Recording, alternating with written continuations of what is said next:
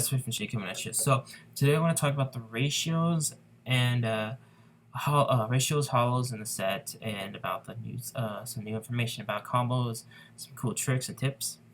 So if you guys can tell by the title, there is a holo guaranteed in every pack. That doesn't mean there's going to be double rare, triple rare, SP, or generation rare in each pack. It means that now you can get rares as double R foiling. So for example, in a regular pack, you get 5 packs, not 5 packs, but you get 12 packs in a box, 5 of the cards, so there's 7 cards in the pack, 5 cards will be commons, 2 of them will be rares, or greater. If you pull like an all rare pack, what it'll be is you'll get 5 commons as usual, 1 rare, but the second rare will be a rare that's got the double R foiling. So that way you get foils in each pack. It allows you to foil out pretty much most of your deck, except for the commons, because if you got commons in the deck, they're not going to be foiled. So for example, this would be foiled. Like the starter, you can have the starter foiled. You can have the stride unit. Where is it? The rare stride unit over here will be foiled. So that way you can still have the foil version of it, so it's pretty nice. So I know a lot of people wanted to foil out their decks because the legend deck had 1 copy of each card being a foil. Unfortunately though, I don't know if Bermuda has any extra triggers that were foiled, but as you guys can see, you'll probably have to run common cards. Those won't be foiled. So that's one thing you have to watch out. It's most likely your triggers that won't be foiled, maybe some commons for grade 1s that won't be foiled. Depending on what deck you're playing. If you're playing the G-Break deck, you'll probably have all your grade 2s and grade 3s foiled. You probably can get your grade 1s, most of them foiled. If you're playing the Slow Blast 2 to countercharge 2, then you won't have them on all foiled, but yeah. So again, you can get rares foiled. Cool thing is now double Rs, you can get 4 of them in a box, from what I've seen in the box opening. So you can get 4 of them. Another cool thing is that in the live stream, if you guys haven't seen Bushy Road live stream with Dr. O and Vangaurd, don't know how to say his name, but they live stream with those two facing off. Dr. O was playing the G-Break deck from this one, the main deck you want to build, and then Vangaurd was playing the new mirror deck with the new what's her name? I think it's Eternal System Mirror, and the other mirror, the break rate mirror. He was playing that. He showed off the combo. He got it off, but you can see the difference in like the G-Break deck compared to that one in terms of advantage. Because with this one, you can easily filter out cards to search your grade 3s and draw power.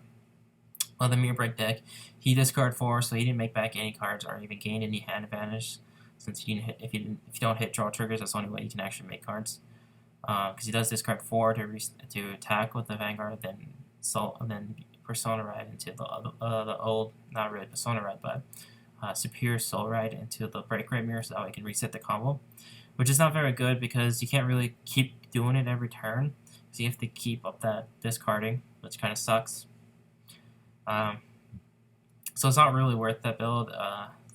If you guys go watch the live stream, you can see how like he loses out in the hand advantage. While with the G deck, you just created so much of it. He was left with so much damage. Another cool thing with the live stream is Dr. O showed off that you can abuse Shizuku's effect. So if you guys don't know, it's once per turn, Generation Break 1. When this unit becomes Harmony, look at the top 5 cards of your deck, search up to 1 grade 3 card or greater from among them, reveal it to your opponent, put it into your hand, and shuffle your deck. So usually you only be using this once per turn, but he actually showed that, for example, if you call 2 in the same column, you can use both of their effects. So you can search, and then also if you bounce it back to your hand and call it and get it back into Harmony, it will be able to search again, but you have to bounce back to hand for sure. Like if you just left it on the field, bounce another card in front of it, and then call it back, and then same one, and you didn't bounce back the Shizuru, you won't be able to search because you didn't bounce it back and reset it. So by bouncing it back, you reset the card effect so you can keep using it over and over again. So you can probably get like 3 or 4 searches a turn, which is pretty cool. Dr. O, I think he got like 3 searches. So he was able to filter his grade 3s, get attackers he needed, and get enough grade 3s to stride, use some stride fodder. So that was pretty cool. The only thing I have to say is with this, it makes it a lot more potential to play 12 crits, which I'm planning to test out. I was running 12 crits, 4 heals. I may try 8 crit, 4 stands, 4 heals, but I don't think I will, because Dr. O, that's what he played, was he played the 8 crits, 4 stand, 4 heal. I don't think the stands work very well in the deck because you do get those multiple attacks and you bounce them back to hand. So it's more better to play the 12 crit so you can get that more rush. As for the triple Rs in the set, it looks like you get 2 triple Rs. Most people believe it will, and honestly, if it doesn't have 2 triple Rs, it's not worth it. I'm not for sure about this. I believe it is 2 triple Rs box because the box opening I saw the guy pulled 1 triple R and he pulled a generation rare. So with that, I don't know if generation rares are like SPs for extra boosters. If you guys don't know, SPs for extra boosters are usually take up a rare spot, while on SPs in a regular booster with 30 packs takes up a triple rare spot. So that's why I'm not for sure whether or not the generation rares have the same thing where they just take up a rare. I believe they take up a triple R regularly, and will take up just a regular triple R spot and the clan booster, so it should be 2 triple Rs, because if not, it's not really worth getting. Interesting thing, so you guys know, is that for some people, I know some people don't know about this yet, because I did put a video up about it, but just in case, here's a regular artwork, here's an SP versions. So SP versions do have legs now for Bermuda, it's a new thing. So it's kind of like in Little Mermaids where she traded a voice and her fishtail for legs. And then it reminds me of the Pokemon full arts. So the text here, so you can see, doesn't have the white background. So it doesn't have this here. So that way you can see the full art. It's pretty cool. So tell me below, do you guys think it's worth it?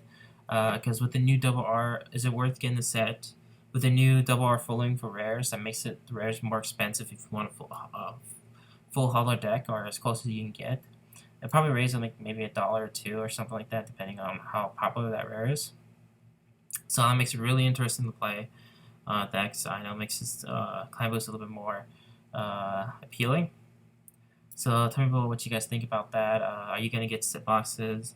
What are you excited for in the set? Speed test your sign out. Remember to like, comment, subscribe.